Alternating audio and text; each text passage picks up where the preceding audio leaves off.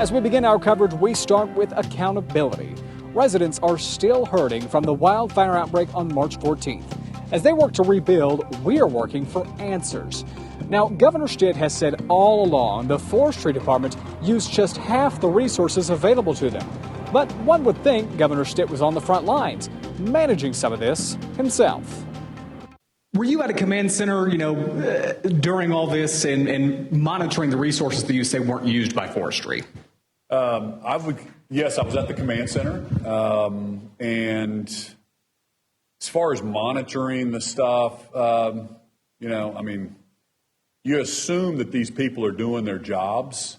So we have the emergency management person is Annie Vest, and so she does a great job for the state. So the reason we have a command center is for one simple phone call. So any kind of resource that they need or problem we're having around the state can come to one centralized center. The problem was when the general is there. In this case, it's going to be Annie.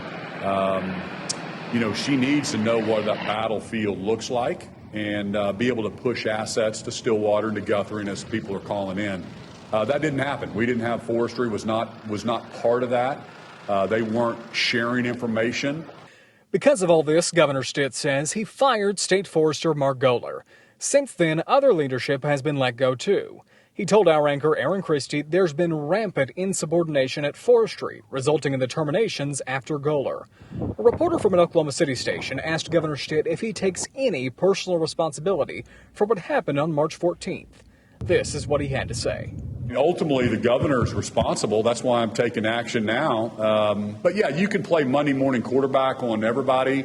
The burn ban situation, it didn't hit the threshold. So if Annie Vest and Secretary Blaine Arthur asked me to do it and said this met the threshold, we'd do it. There is a standard for counties to enact burn bans, but the governor has unilateral authority to do so whenever he sees fit.